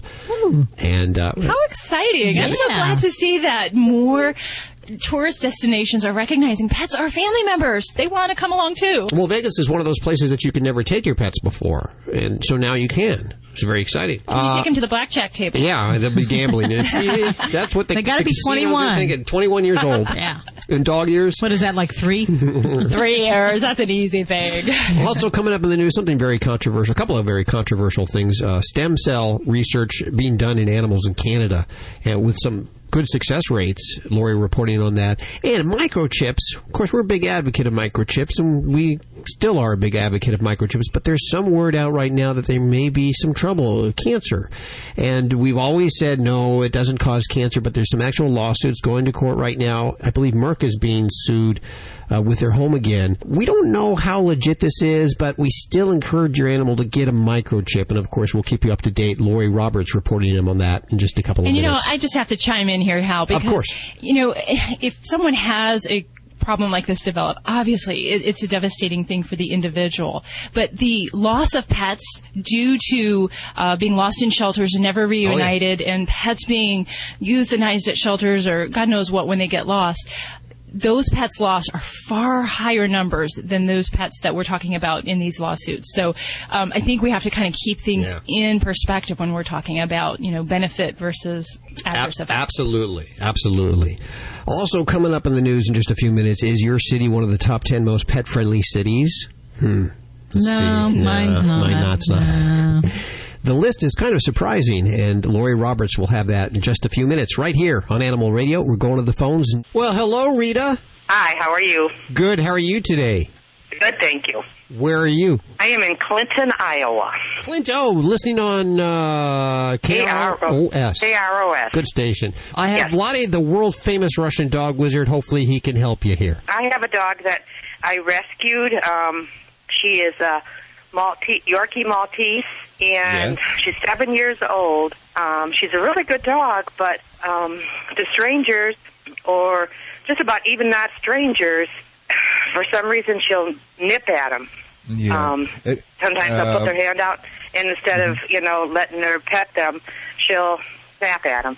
Okay, and she's breaking blood, drawing blood, or she just snap a little bit and that's it? She snaps at them. So she's breaking skin? No, they usually pull away fast enough that they don't get her, but I don't know how to stop it. Sure. Is it male or female? She's a female. She's a female. She's a little bitch. Yeah, that's what she's doing. Okay, Rita, your problem is a very common. I am dealing with those behavior problems, every day. You believe it or not, every day I'm having the issues like this. And every time I'm hearing the same thing, my dog is the wonderful dog, but.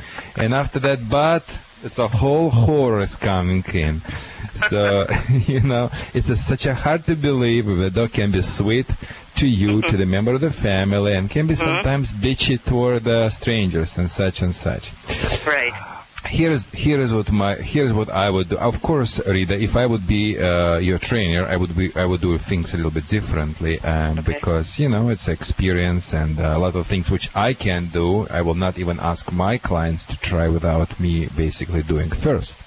Sure. But my general guideline is to resolving the issue like this. Number one, I would establish firm and confident leadership between me and my dog first. That will come as the result of the solid obedience training and rules and structures, which is I would not allow your little dog sleep with me in the bed. She would be sleeping in the crate for a while. Okay. Because she's the bitch. Okay. Number two, I would not allow her to bark in my home at all. It means at any time she barks, she will be corrected, and I will tell you how. But she is not supposed to bark at all. From the barking people to the biting, it's just one step. Okay. So next, and I don't want to hear, if somebody gonna come in and rob me or things. You know what, Rita? You are already driving not under normal circumstance. In Russia, we say, "Who lost head, don't cry about hair." Okay. So you're basically dealing with a much worse problem. So no barking, no sleeping in the bed, no jumping on the furniture policies.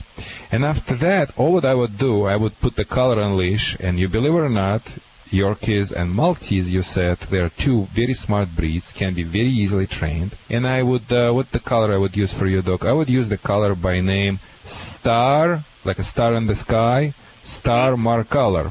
And I'm going to get this color, I'm going to put the 6-foot leash, and I want to make sure I will do a lot of obedience training in my home, especially focusing on walking properly, sit, stay, calm down, this type of thing. The dog who shows mark of aggression must respond to your commands on the first command. After that, I would deal with the issue. And how can I deal with the issue? I would do it very geniusly. When somebody knocks the door, and she's I would stop her, and we'll talk how. We'll stop her. I'm going to put her in the little crate. I will let the people come in, and while she's in the crate, quiet, because you're going to make her be quiet, and I'll tell you how in 2 seconds. Okay. And the person going to be like a good cop and going to give her the best treats I can get for your dogs. You can use a little piece of hot dogs in this situation, fry them with butter and garlic, of course, and whatever it works. Polish kielbasa, Russian vodka, whatever comes first. But the people who coming in will be good cop and you will be bad cop. Now you ask me how to stop her, that's your little bitch from barking and snapping the people like that. Yeah. First, like I said, I would stop her barking as a response on the doorbell. And after that, when I put her in the crate and let people come in and she barks, I would correct her again, possibly by using the same unit. I would use the product by name Pet Convincer. Pet Convincer, the pet gadget, was featured recently on ABC World News as the top pet gadget, pet training gadget. It's emitting air and sound. Very inexpensive. One convincing air blast. Your dog's bad behavior in the past. So you becoming the bad cop, people becoming the good cops, they coming with kielbasa, you just correcting her. After she being in the crate for 5-10 maybe minutes, quiet, you just let her go, and trust me, she gonna be quiet since. Okay. And do it with different people, and that's it. Just do it very intensively. Okay. Rita, thank you so much for your call today. Oh, thank you for your help. I really appreciate it. Have a great day. 1-866-405-8405 to connect with any one of the Dream Team right now. This is Animal Radio. Kempton Hotels and Restaurants, the very first full-service hotel to respect and welcome pets. Kempton's hospitality program offers plush beds, designer dining bowls, pet treats, toys, along with services for dog walking and pet sitting. No restrictions for size, weight, or type of animal, as well as 0 fees or pet deposits. Come stay at a Kimpton hotel whenever you travel. LA, San Francisco, San Diego, Chicago, Dallas, and many more. Go to www.KimptonHotels.com for Kimpton Hospitality. Do you have an aging pet? How about a scratchy dog or an anxious cat? The Natural Vet, Dr. Sean Messonnier, recommends Pet Pals vitamins. Pet Pals formulas provide safe, affordable nutritional therapy with noticeable benefits. Pet Pals are flavored, chewable tablets that can be given as a treat or crumbled and mixed in with your pet's food. Give your pal the gift of wellness and longevity. Try Pet Pals risk-free today with our satisfaction guarantee. Go to animalradio.com for your 10% off coupon now. When I went looking for a quality allergen-free dog food for Roscoe, a friend told me about canine caviar. Being a born skeptic, I examined every ingredient and, most importantly, made sure it drove our dog's taste buds crazy. Here's the lowdown. Canine caviar is holistic, allergen-free, with raw dehydrated meats, herbs, fish oil, and flaxseed for health and joint support. Good food for Roscoe from a company I can trust. Ask your pet store for canine caviar. Learn more at caninecaviar.com. When Animal Radio picked America's top vet, they wanted to make sure that your animal's health came first. That's why they picked the Paso Robles Veterinary Medical Clinic. Treating animals for over 50 years with the latest diagnostic tools in their full-service hospital, the Paso Robles Veterinary Medical Clinic always puts your pets first. Call 805-238-4622 or visit them at PasoVets.com. That's Paso, P-A-S-O, Vets.com to get the best care for your pet. Hi, I'm Ed Aston. You're on Animal Radio. Spay or neuter your animals, you dummies. Animal Radio is brought to you by SeniorPetProducts.com. As your best friend settles into middle age and shows signs of slowing down, SeniorPetProducts.com is there to help your senior pets live to the fullest with thousands of products for the life of your pet. SeniorPetProducts.com.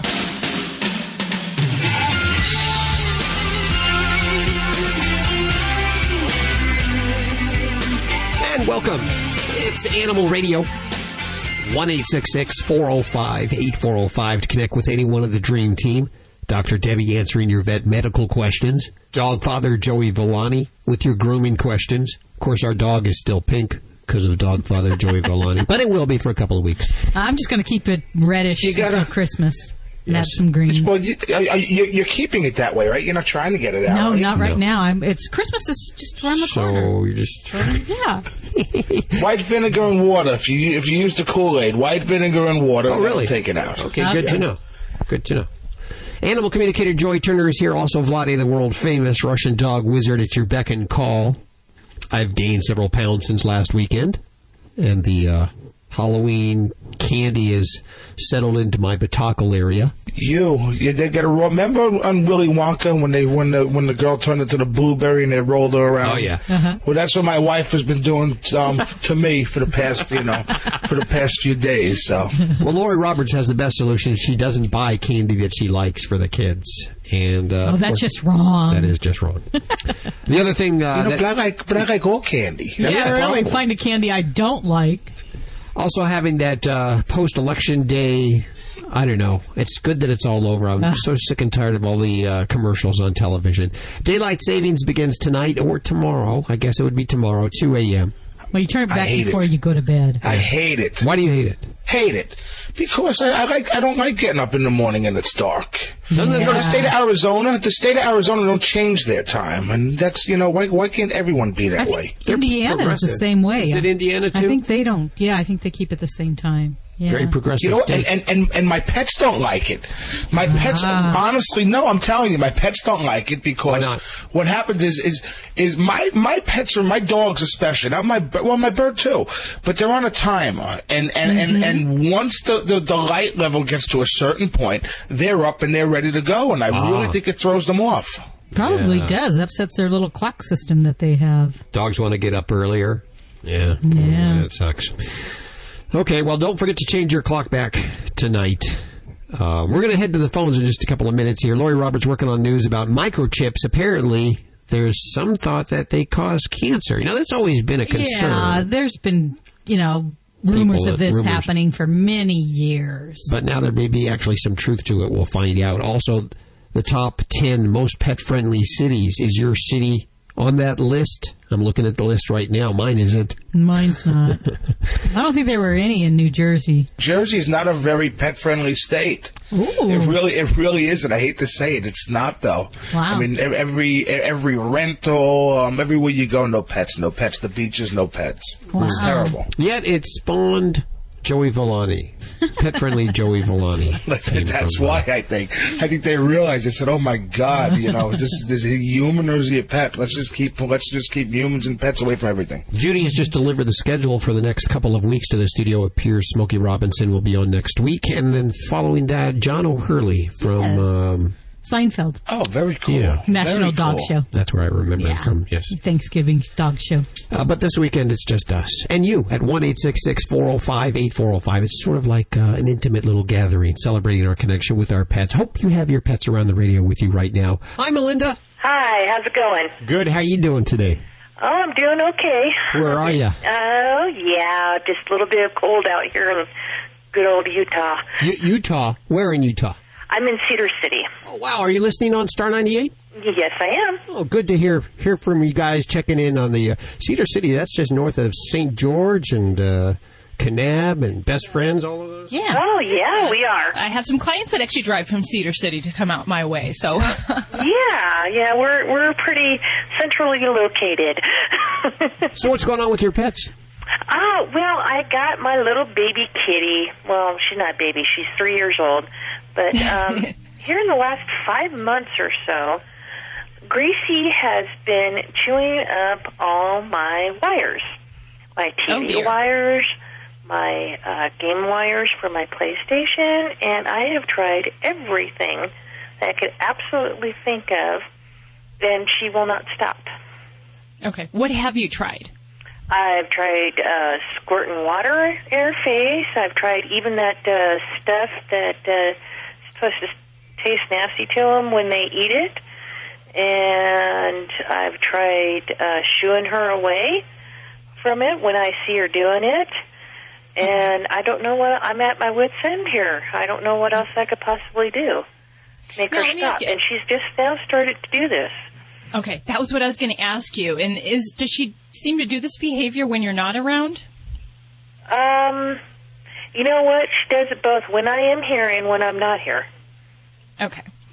All right, because there can be several motivations for cats when we see them do this. In some cases, it can be an attention-seeking behavior. As crazy as that sounds, any attention is fun attention in a cat's mind, or a dog. So sometimes misbehaving gets mom off the couch and away from that Game Boy, and maybe to give you some attention and yell at you or chase you.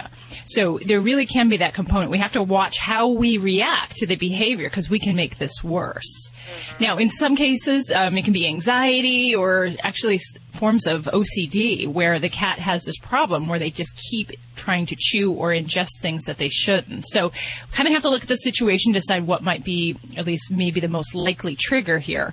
And then I'll stop myself because I have seen a rare cat that has had dental disease or some other kind of oral problem that causes them to start to kind of look for chewing outlets. So a good dental exam is not a bad idea, just to make sure that we're not missing something in the mouth cavity itself. But I'm a big fan at preventing this. So some of the steps are really preventing access and opportunity. And you've mentioned some of the bad sprays. They don't always work because you have to basically treat your whole house and all of the wires. So if you have certain areas that are problem areas, you might be able to do that using the bitter apple sprays and such. I'm more of an advocate of hiding the wires, and you can try using PVC piping and using that as a way of, you can find the different gauge sizes if you have to run electrical cords along baseboards and so forth. So that's one way to kind of hide those areas when you have to have them running along the baseboards. But a lot of this is going to fall down to environment and how we can enrich and give your kitty the outlets that we need to direct that proper chewing. Okay. So one of the first things that I would encourage you to do is you may look online or go to a vet store. Instead of giving all of her food in her cat bowl, I'm going to ask you to make her work for her food. Okay. So basically, there are little cat toys, and they make these for dogs as well, where they're basically types of toys, plastic toys, balls, where you hide the food inside, and it makes the pet work for the food. So it's not so easy as sitting in front of a bowl and grazing, and you're done in 5 minutes, and now what do I do with 12 hours out of the day? We need to give these kitties something to do. So hunting for their food, working for it in that way gives them a great outlet mentally and physically to kind of keep them occupied. And some pets, I will only feed them out of those toys. Once they figure that out and that's where they get their food, their daily amount is put into those types of things. You can hide it around the house, in other locations where it's not in their normal food area, and make her really work for that to find that food. And as well, other things in the environment, I like to give them lots of fun things to do. Out of the window seats where they can look outside, little hiding spots, cat trees, things like that, where there's a lot of opportunity to get into cat favorite areas and not just kind of sit Well, yeah, you know, and I'm trying to think here because she is an inside cat because,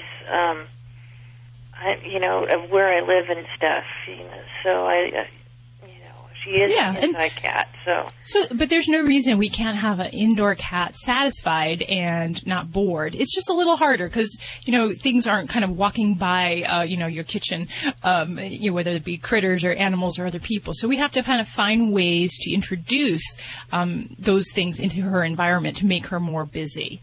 And then, of course, I would always say we need to set up some forced play time where you, laser tag, some of the little cat dancer toys, things like that, where we're spending quality time with her and letting her see that this is the good behavior.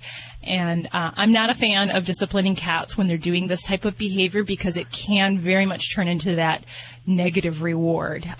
So that you squirting her with the water bottle just makes it more of a game, more fun, and you're not accomplishing anything. She's one of these weird cats, too. That's why I kind of stopped it. She likes water, so she thinks I'm playing with her. And she's a Maine Coons tabby mix, and I've heard that Maine Coons and stuff are one of these cats that like water. And she goes in the bathtub with me. So as I said, she's kind of a strange kitty in that way. So as I said, I'm kind of at my wit's end. I try playing with her, so that she isn't bored, but it doesn't seem to help. Yeah. Well, I would definitely try some of those things. And you may even kind of cross over into some dog chew items. I've had some cats that are real avid chewers that will take raw hides for dogs, appropriately sized, and can kind of soften them in a little water, use that as a chew toy for them as well. And if you direct that as a positive reinforcement, okay, this is the good thing, and reward her for that, you can hopefully try to direct some of that. Now, and I will tell you that, Melinda, that some cases, some kitties are so obsessive about this, and these are the ones where it really falls into more of a compulsion that they have. In many cases, I will have to pull out behavior medications for them. So that's my last resort, and I think there's an opportunity to do a lot of environmental things, especially with the way you're feeding her, and really work at that. And protect those wires as much as you can, because God knows, electrocution, oral burns, and just all the dangers of that foreign object. So, we want to keep her safe and then give her a proper chew outlet. So, give my best to Gracie, give her a pat on the head. And those Maine Coons, boy, they are smart. Oh, yeah. And I always say the smart pets are the ones we'll see more behavioral problems because they're just too smart for their own good. I had a snowshoe Siamese before I got her, and let me tell you, she was a pistol.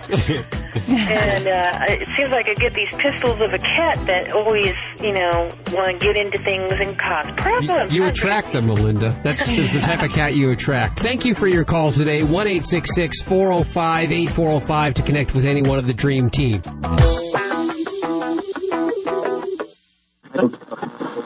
You're listening to Animal Radio. You can learn more about today's guest at animalradio.com. Log on. Learn more. This is an Animal Radio News Update. I'm Lori Roberts with Animal Radio News. Many of us have microchips in our pets, which can bring them home to us should they get lost. In fact, the microchips have proven quite successful for that. But now there are lawsuits cropping up against Merck's Home Again pet chip, which the suits claim caused cancer at the site of the implantation. Merck gets the chips from Digital Angel Corporation, and both are named in lawsuits concerning the alarming rise of microchip cancers that are being discovered. You can check out the first case at shipmenot.com. There's many groups that have dog award programs, but fans of Dog Scouts of America say the program for the American Kennel Club offers is too snooty, and the neighborhood obedience schools are nice, but lack the pedigree of a merit badge from the Dog Scouts of America. 76 different merit badges are available, everything from frisbee catching and herding to slipper fetching. Jasper, a dog of uncertain lineage from Milpitas, California, recently received 5 merit badges at a ceremony held by the Humane Society of Silicon Valley. Dog Scouts of America is a national group that has been rewarding dogs and their owners for 11 years. Is your city one of the top 10 most pet-friendly cities? Livability.com researched cities around the country that were both pet and people-friendly. Here's the list from 10th to 1st. Number 10, Louisville, Kentucky. Number 9, Nashville, Tennessee. 8 was Albuquerque, New Mexico. Number 7, Asheville, North Carolina. Number 6, Eugene, Oregon. Number 5, Santa Cruz, California. Number 4, Boulder, Colorado. Number 3, Rocky Mount, North Carolina. Number 2, Colorado Springs, Colorado. And number 1, the most pet-friendly city in the United States, Portland, Oregon. Interesting that North Carolina and Colorado both come in with 2 cities and Oregon with 3, and California with only 1. Santa Cruz, where the surfing is great and much of the people in town never really left the 60s, and every day is Halloween. But we love our pets in the Santa Cruz area. And finally today, nothing says good eating quite like seafood from a vending machine. Now, your only choice here in the States is that freeze-dried shrimp top ramen. Not in Shanghai. No, sir. They now have live crabs in the vending machines. The cold temperature in the machine keeps the crabs in a state of hibernation and, I'm guessing, shock as they look out that little window and wonder, how the hell did I get here? Anyway, just pop in some cash and out comes a live, if very confused, crab. And if the crab is not alive when you get it out of the machine, well, you get 3 free. For Animal Radio News, I'm Lori Roberts. For Breaking Animal News, go to animalradio.com. This has been an Animal Radio News Update. Get more at animalradio.com. Animal Radio is brought to you by Natural Balance Pet Food, the finest food you can buy for the health of your pet. No matter which line of Natural Balance Pet Food you choose, you know it will truly be the food for a lifetime. Visit www.naturalbalance.net to learn more. You're listening to Animal Radio.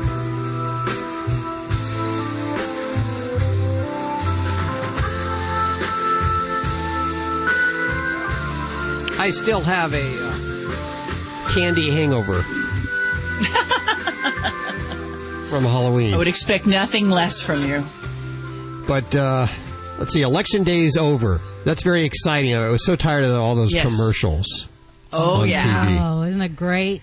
And Daylight Savings Time begins tonight, or I guess tomorrow. It would be 2 a.m., which would be officially tomorrow. Don't forget to set your clocks an hour and 42 minutes forward, depending on what state you're in. Stop it. I don't know. What is it? Does it go forward or backwards? Okay, now I'm completely confused. It's spring ahead, fall back. So we go an hour back, and we get an extra hour of sleep. And sheep. Oh, good to know. Okay. That's right. Don't forget. I always forget that. I preach and I tell people not to forget, and then, of course, I forget myself. And I'm late for the next week.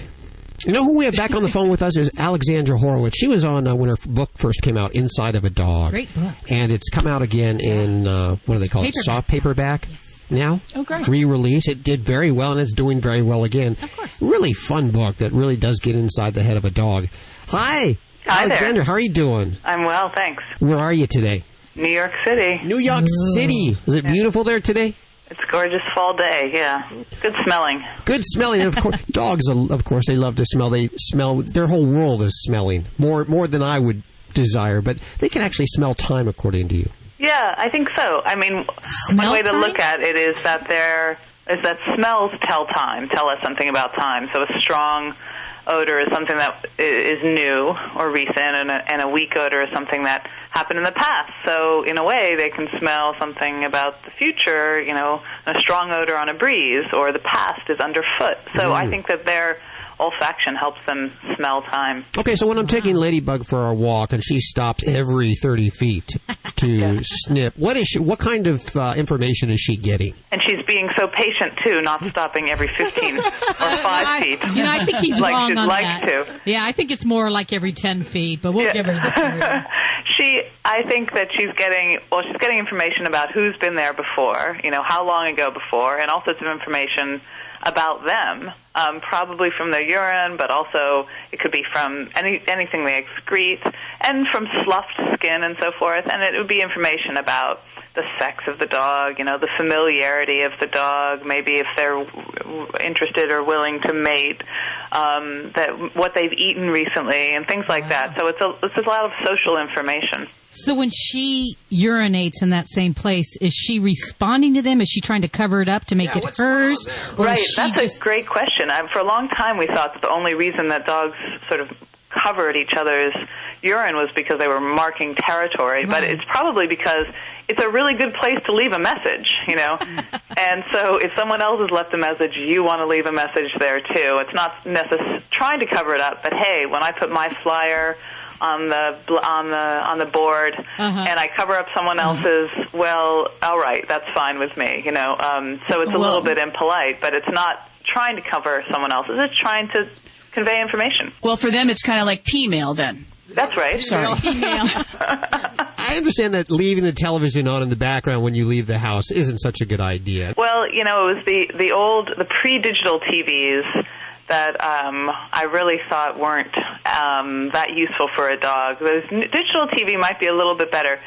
In either event, they're not seeing exactly what we're seeing, so that since so much of their way to see the world is olfaction, and as far as I know, you don't have a TV which sprays the viewer with smell. Not yet. The dog would love that. Yeah. So the television might be something engaging, but I think, keeping on the radio also is just a distraction, but it's not something that they can really follow the way we do, certainly. Okay, I go out and I leave my dog, I go out to dinner or something, I come back, the first thing my dog does is greet me with kisses. Is she kissing me? She loves you. Yes. I think that it is a greeting, and it is a kind of a charming, affectionate greeting, but if we look at wolf behavior, it's very funny to see what wolves do when a wolf returns to the pack from a hunt. All the wolves mob around that hunter and lick his face, or kiss him, in other words. And it prompts him to regurgitate a little food that he's just hunted. So probably that's what's I'm not with going your to do dog. that. No, I'm not going to do that. That's why we invented the doggy bag. Dinner, it would be okay. Well, if you could see the scene with Judy and her dog Ladybug, it's like a 5-year-old with a Barbie doll. They just love each other, and they're always next to each other. She's my shadow. She does dress Ladybug up. I keep her warm. Well, but there's some frills and there's some bedazzled and there's some sequins going on. It's kind of, you know what I'm doing, right? Yeah. What does the dog think of all of this? Well, obviously this is mostly for the owner. It's one thing to keep a dog which is hairless in a sweater to keep it warm, but I think dogs will put up with us dressing them. But likely, again, if we look at wolf behavior, it discomforts them a little bit because among wolves, which we know is their distant cousin, one wolf standing over another wolf so that they're pressing down on their back or pressing down on their head is a kind of punishment or a scolding. So the feeling of a coat on the back of the dog or a hat on the head, say, for a costume, for instance, for Halloween, is probably reproducing that feeling, that uncomfortable feeling that somebody more dominant is around. So it's not their favorite, I would say. Although sometimes it's also associated with getting a lot of attention, or going out for a walk if it's a raincoat or something like that. So it can also have a positive association for them. Along those same lines, talking about the attention, I have a story in the news this week about in Central Park, there were auditions for Letterman's Stupid Pet Tricks. And here are these animals. Of course, some of them are very dressed up. Other ones, like one of them sneezes on command, and another one does a death swirl, boom, will fall to the ground. Now, when they do stuff like that, are they doing that because they're getting so much approval from their owner? Probably. I mean, any dog who's been trained to sneeze on command probably was trained using like standard operant conditioning where they're rewarded every time they do something that kind of approximates the behavior you want them to do, whether it's water skiing or just sitting. And so they're probably getting rewarded every step of the way, and then they get rewarded when they do the thing. And as long as owners don't take it too far, in other words, constantly teaching them trick after trick, I think that it can be perfectly fine for the dog because they're getting attention and they're learning something, and that engages them. So they're not embarrassed. I mean, it depends what you're asking them to do, right? I mean, some things I think might inadvertently come up against something which isn't natural for the dog. It isn't part of its repertoire. But lying down, that's fine. Even dropping down. Dogs will sometimes in play, they'll do like a self-tackle where they like lunge for the ground and their whole body swings around, and that's actually a play behavior. So if you can get them to do that on command, it's part of their repertoire already. The one thing I learned from the book is the reasons that dogs do a lot of things are not necessarily the reasons that we think they do the things. It's a really intriguing book. It's called Inside of a Dog, What Dogs See, Smell, and Know. And it is now in paperback. I have 10 copies to give away at 1-866-405-8405. And like the hardcover, a bestseller, so you need to run out and grab it. Amazon, Borders, Barnes & Noble has it. If your local bookstore doesn't have it, ask them to order it. It's called Inside of a Dog. Alexandra Horowitz joining us again. Thanks so much. My pleasure. We have so much fun. We learn so much every time you're on. Thanks. We'll have me more. We will. More learning for everyone. We have more Animal Radio on the way. As your best friend settles into middle age and shows signs of slowing down, SeniorPetProducts.com is there to help your senior pets live to the fullest by providing the latest news, information, and products for health, wellness, comfort, and mobility. At SeniorPetProducts.com, you'll find everything your aging pets need, from vitamins and supplements to diapers, boots, and accessories that'll make their senior years more comfortable, all at the lowest prices available. Thousands of products for the life of your pet. SeniorPetProducts.com. Your dog's your best friend and always ready to show you love. Give that love back with Pure Love dog treats from Sargent's. They're low in fat, contain omega fatty acids, and no animal byproducts. Sargent's Pure Love treats, the perfect way to bring happiness and health to your dog, all in the same bite. Bacon, peanut butter, and honey flavors make these treats irresistible. There's a Sargent's Pure Love treat for every size dog. Live with purpose. Love with passion. Treat with Pure Love. Visit SentryPetCare.com for more. Ruff! Hi, I'm Buddy the dog, and I'm here to tell you about Smart Tag Pet ID. I was wearing the Smart Tag when I got lost and ended up at a dog shelter. I'm microchipped, but my information wasn't up to date. My parents reported me lost to the Smart Tag recovery specialists, and I was home in no time. Smart Tag is offering 1 year of free pet protection. Purchase Smart Tag at Petco or PetSmart. Enter code RADIO at setup for your free 1 year of pet protection. Learn more at www.smarttags.com. Ruff! We get lots of food samples here at Animal Radio, so we can be picky about selecting a healthy food. If you're a regular listener, you know Ladybug is one finicky diva. When we got a sample of Stella and Chewy's, the healthy ingredients were there, but would she eat it? I'm here to tell you she ate it as fast as we put it down and begged for more. We feel good about feeding our dog Stella and Chewy's, and we want you to try Stella and Chewy's too. Visit StellaandChewy's.com or call 888-477-8977. That's 888-477-8977. You're listening to Animal Radio.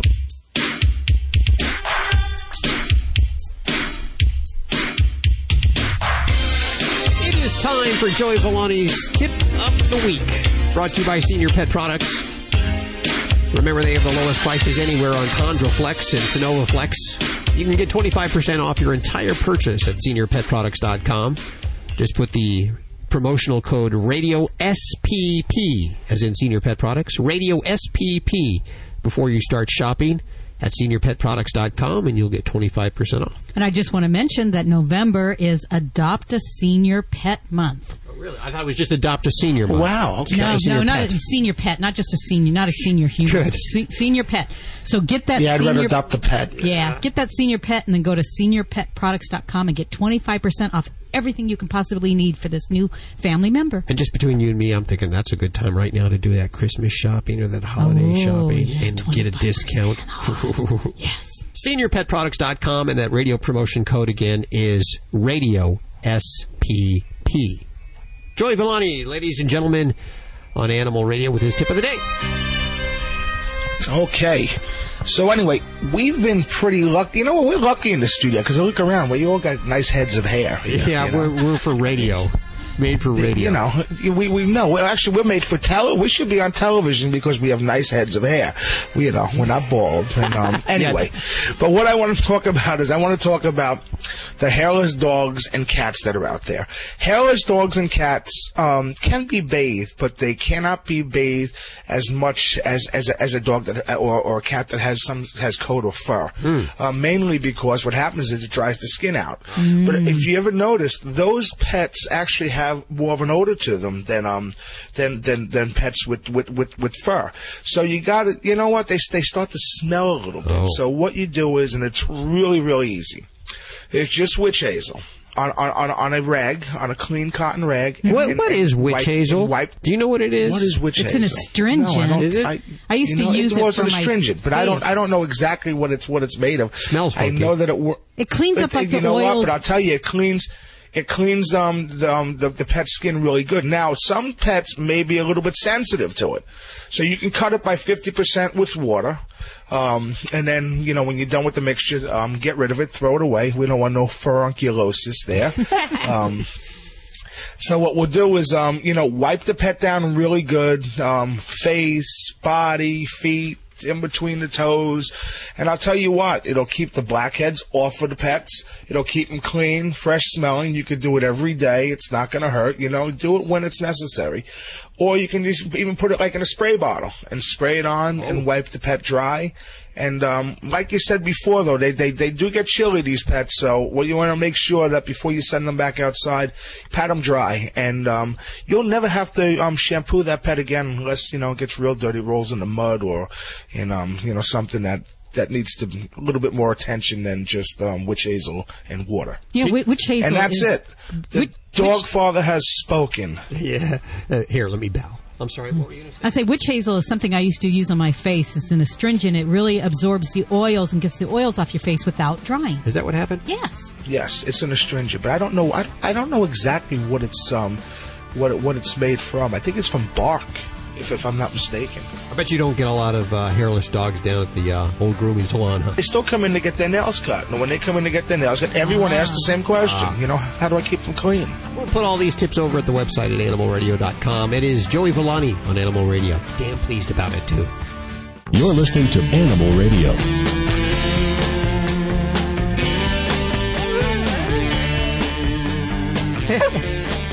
1-866-405-8405. Mika. Mika. Mika, behave. You're supposed to be good. Don't shame Daddy. She's just. I see she doesn't like Ladybug today. I don't know what that's about. Everybody likes Ladybug. Yeah, how could you not like Ladybug? Ladybug's one that doesn't like anybody. Because she's Chihuahua. She's Chihuahua. Couldn't you get the real dog? No. I told you many times. She's not Chihuahua. She's Jack else. Russell Miniature Pinscher Maltese. Whatever. Oh, Maltese. At least one breed is the good one. Hey. Anyway. She's a sweetheart. She's a nice one. Hey. Vladi, what is the pet coming? Shoot me in the butt. Pamela, how are you doing? I'm fine. How are you? Good. Where are you today?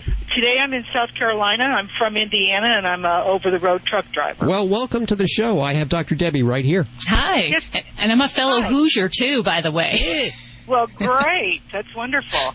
I have two questions. I have a 3.5-year-old Cocker Spaniel, and he has just in the last week and a half excessive tearing, and it's kind of a white mucus, and it's just more than normal. Okay. And is he doing anything else with his eyes? Rubbing, scratching, squinting them, anything like that? No, but we have been in some extremely cold weather. And as far as, has he been on medications, anything else involving the eyes, respiratory system, anything like that? The only thing new for him is that we did put him on blue dog food, canned food, and but he's not having any other reactions with that. No stool change to speak of or anything. He's adjusted that pretty well. But we've been trying to clean him with fresh water, about 3 times a day. Mm-hmm. But I didn't know if that's something we should be concerned about or if it's just a change in weather.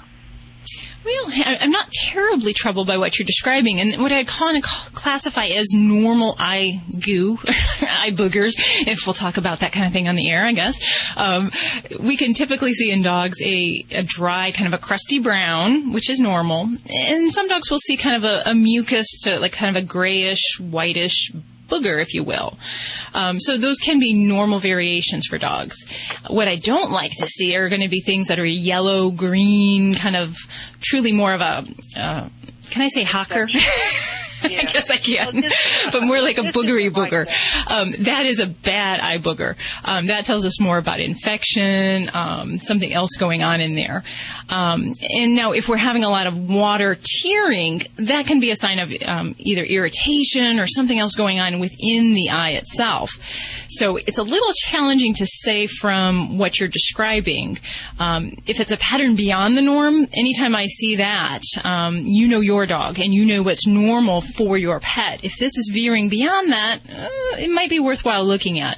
But in general, the pattern of whitish eye mattering isn't always a bad thing. So I'd really be looking for other signs that there could be some problems, scratching, rubbing, redness, any of those type of things. No, it just seems to bother us more than it does him. Just to look at it. But other than I gotta tell you, I'm with you. I am an eye booger person. So any pet that comes into my hospital, it's kind of like I can't control it. I'm sitting there examining the dog, and my fingers kind of work towards the eye and wipe the eye booger out. It's just something I've been doing since I've been a kid, and I don't know. It's a quirk. So I'm with you. I do that, too. That's really weird that somebody else actually mentioned that they do that. 1-866-405-8405. Thanks for your call, Pamela. Good luck on that. Can I ask you one more thing? Sure. Well, we also have 2 cats that we're trying to convert to a more holistic food, and we've tried them on Solistic and also on Blue. One cat takes to it. The other one has been like 2 weeks now and hasn't eaten. She hasn't eaten for how long? She hasn't had any dry food, or she hasn't eaten any of the new canned food in almost 2 weeks. Oh. Holy great. I'm sorry. She's that's a pretty bad. fat cat. She's about 23 pounds. Okay, that's a problem. Yeah, and if you're doing a food change or in any other situation, a cat that does not eat for 2 to 3 days, does not eat anything, that is a medical problem. You need to go see your vet. Cats cannot go long periods of time without eating. And this is opposite than dogs. Dogs can go days, weeks if they had no food, and they can survive. A cat, if they do not take in any nutrition orally, they can go into a problem called hepatic lipidosis, and it's basically where their liver goes into a shutdown, and overweight cats are very prone to this. So I would say if that is accurate and you're sure your kitty hasn't eaten anything for that time frame, you need to take them to the vet because that could be a real problem. So in the meantime, I need to get her back on her dry food then also. Yeah. If you've switched the food and she doesn't have access to what she liked or what she's familiar with, I would offer that, but if she doesn't go to that immediately, I would take her right to the vet. Okay. All right. I will do that. Thank you for your call today, Pamela. 1-866-405-8405. Dr. Debbie answering your vet medical questions. Dogfather Joey Villani with your grooming questions. Animal communicator Joy Turner is also here, bridging that spiritual gap, as well as Villani, the world-famous Russian dog wizard, toll-free. I feel like we're supposed to go to the phones. Are we going? Yes, we are. Line 2. Line 2. Who's on line 2? Michelle. Hi, Michelle. How are you? You want to talk to Joey, right? I feel so... I do. You're on. Hello. Hi, Michelle. What can I do for you? Hi there. We've got a Dalmatian. His name is Michael. He's 14 and a half, and his hips are about gone on him. He has a lot of problems, walking. He falls a lot, and we've blocked off the stairs. We've done everything we can to help him, and it seems to be okay. my question is he ready to go? I just don't know whether he's unhappy. I don't know if he's in a lot of pain. I can't sense that with him. Okay, well, he says he wants me to tell you he is loving his life, and he understands that this is hard, but he is not anywhere close to being ready to go yet. Good, okay. He says he'll tell you that you need to think about it when he becomes more listless, because that's when he thinks he has a lot of heart. He thinks that he's really kind of making the best of what could be considered a bad situation. Okay. And he wants to just keep making the best of it as long as he can continue to motivate, and he's not opposed to what he calls the wheels. You know, those kind of little carts that you can put dogs in? Yeah, he just wants to stay around as long as he possibly can. Wonderful. Okay, Joy, thank you so much. I appreciate it. Thanks for your call. Have a great week. We'll see you next week for more Animal Radio right here. Bye-bye. Bye, guys.